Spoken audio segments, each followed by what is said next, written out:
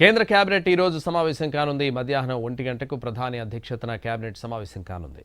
పశ్చిమాసియాలో నెలకొన్న పరిస్థితులపై చర్చించనుంది. అలాగే పార్లమెంట్, రాష్ట్రాల అసెంబ్లీల్లో సీట్ల పెంపు, మహిళా రిజర్వేషన్ల బిల్లులో మార్పులపై చర్చించే అవకాశం ఉంది. మహిళా రిజర్వేషన్లకు సంబంధించి రాజ్యాంగ సవరణ బిల్లుతో పాటు నియోజకవర్గాల పునర్విభజన కమిషన్ ఏర్పాటుకు మరో సాధారణ బిల్లు ప్రవేశపెట్టాలని కేంద్ర ప్రభుత్వం నిర్ణయించింది. అయితే అధికార ప్రతిపక్షాల మధ్య ఏకాభిప్రాయం కుదరలేదు.